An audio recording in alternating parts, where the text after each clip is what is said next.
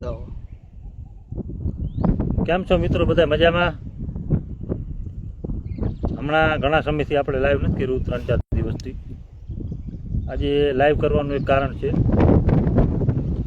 આપણે 15મી માર્ચથી આપણા મોરબી જિલ્લામાં જે કંઈ કેનાલો પસાર થાય એ બધી રિપેરિંગ કરવા માટે બંધ કરવામાં આવી છે.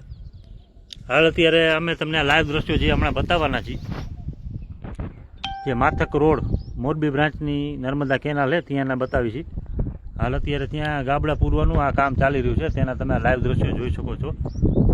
આ જગ્યાએ ગાબડું પૂરી દેવામાં આવ્યું, આ જગ્યાએ પણ ગાબડું પૂરી દેવામાં આવ્યું, અને આગળ બધા જે ગાબડા હોય તેને રિપેરિંગ કરવાની કામગીરી હાલ અત્યારે ચાલુ છે. અને ખેડૂતોને છેલ્લા 3 વર્ષથી કેનાલ બંધ થઈ નહોતી, એટલે પાણી મળતું હતું, એ પણ એક સારી બાબત છે. અને આ રિપેરિંગ થઈ જાય પણ એ પણ સારી બાબત છે, જેથી આવનાર સમયમાં કેનાલો તૂટવાની સલવાની કે એવી કોઈ ભીતિ રહે નહીં, એ પણ એક સારી બાબત છે. હાલ અત્યારે અમે તમને લાઈવ દ્રશ્યો બતાવી રહ્યા છીએ. તે હળવદના માથકથી જે માથકનો રોડ આવે ત્યાંથી જે ચરાડવા તરફ રોડ જાય ત્યાંની આ કેનાલના દ્રશ્યો છે. આ હમણાં કોન્ટ્રાક્ટરના માણસ સાથે અમારે વાત થઈ, તે લોકો સાપકડાથી મોરબી સુધીનું રિપેરિંગ કામ કરવાના છે તેવું જણાવી રહ્યા છે.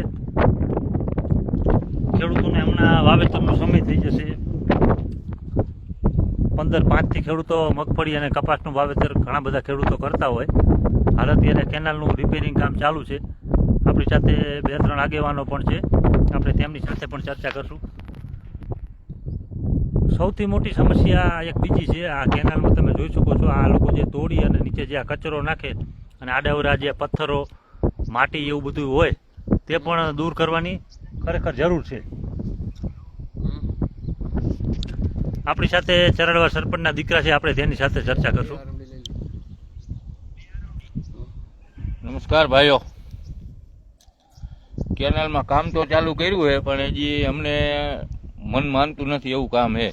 કારણ કે એક ગાબડું કર્યું હોય ને એક એમને આમ તૂટેલું હોય, અહીંયા હજી હવે થઈ શકે એવી કોઈ પોઝિશન નથી.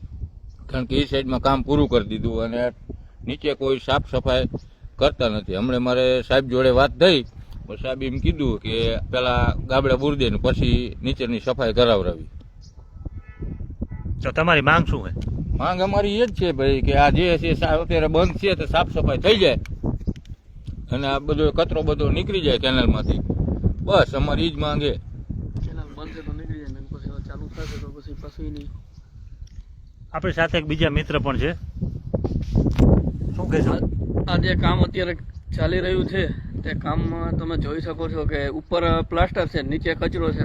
કેનાલ સાફ થાય તો ત્યાં પ્લાસ્ટર થઈ શકે, નકર થઈ શકે કે જમીન સુધી તો અડવાનું નથી. આ છે અહીંયા નીચે તિરાડ હોય કે શું હોય તો આપણે કચરો સાફ થાય પછી જ દેખાશે, ત્યાં સુધી દેખાવું નથી. એમને ઉપર પ્લાસ્ટર કરી નાખ્યું, તમે જુઓ. અમે તો અત્યારે ત્યાં જોઈએ છીએ, આ કામ ચાલે જ નહીં, પહેલી વસ્તુ થઈ. અને બાજુમાં એક તૂટેલું છે, ત્યાં રિપેરિંગ નથી કર્યું. તમે જુઓ હાલ. શું માંગ શું તમારી? કેનાલ સફાઈ થાય ને પછી સાઈડનું કામ થાય ને તો વધારે બેસ્ટ રહેશે. કારણ કે ત્યાં સુધી કેનાલ સાફ નહીં થાય તો આની પાણીની રહેવાનું છે પોઝિશન. જે કેનાલ સાફ કરી હવે આ લોકો ત્યાં અત્યારે કેનાલ 1 મહિનાથી બંધ કરીને બેઠા, અને બંને કામ એક સાથે થાય ને તો ખેડૂતને પાણી મળે અને મોરબી સુધી જે પીવાનું જે તકલીફમાં પાણી તેને પણ મળી શકે. એટલે અમે તો એવી માંગ કરી છે કે ઠેકથી કેનાલ સાફ થતી જાય અને સાઈડનું એનું જે તૂટેલું જે છે ભાગ તેનું કામ ચાલુ થાય. 1 મહિના સુધી આ કામ ચાલુ રાખશે, 1 મહિના પછી નીચેની સફાઈનું કામ રાખશે. તો એટલે ખેડૂતને પાણી નહીં મળે. એના અધિકારી નેતાને ચશ્મા પહેરાવશે, 1 નંબરના, 2 નંબરના, 3 નંબર, જે નેતાને જે ચશ્મા લાગે એવા ચશ્મા પહેરાવે. હવે મિત્રો, ખેડૂતોની એવી માંગ છે કે હાલ અત્યારે જે કેનાલનું રિપેરિંગ કામ ચાલી રહ્યું છે, રિપેરિંગ કામ તો થાય જ છે, રિપેરિંગ કામ ચાલુ છે. તેની સાથે સાથે આ તમે જોઈ શકો છો, આવી રીતના પથ્થર હોય, માટી હોય, તે બધું પણ દૂર કરવામાં આવે. આપણી સાથે એક બીજા પણ ખેડૂત ભાઈ જોડાણા છે, તો આપણે તેની સાથે પણ ચર્ચા કરશું.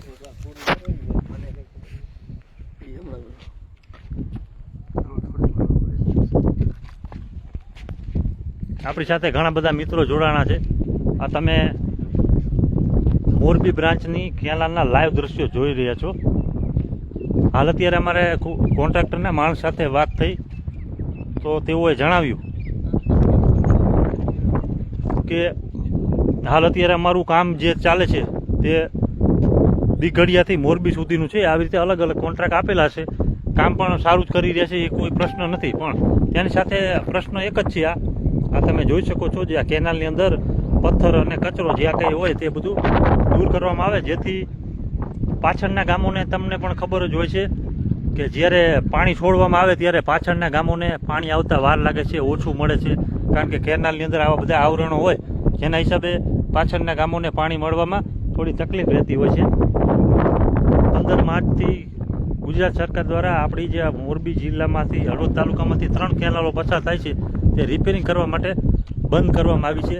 અને હાલ અત્યારે આ મોરબી બ્રાન્ચની કેનાલમાં ચરાડવા પાસે એક નાલાનું પણ કામ ચાલુ છે. તે પણ સારી બાબત છે. કેનાલ બંધ છે તે પણ થઈ જશે અને કેનાલનું રિપેરિંગ કામ પણ ચાલુ છે. અને અમુક આવા ગાબડા તમે આ જોઈ શકો છો, એને પણ ખરેખર રિપેર કરી લેવા જોઈએ. કારણ કે અત્યારે કેનાલ બંધ છે ત્યાં થઈ જાય, કારણ કે 3 વર્ષથી કેનાલ બંધ થઈ નહોતી, જેથી આવા બધા કામ થઈ શકતા નહોતા.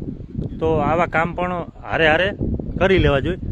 આપણી સાથે બીજા ખેડૂતો પણ છે, આપણે તેમની સાથે પણ ચર્ચા કરશું. કેનાલનું સફાઈ કામ વ્યવસ્થિત થાય તેવી બધા ખેડૂતોની અને આગેવાનોની માંગ છે.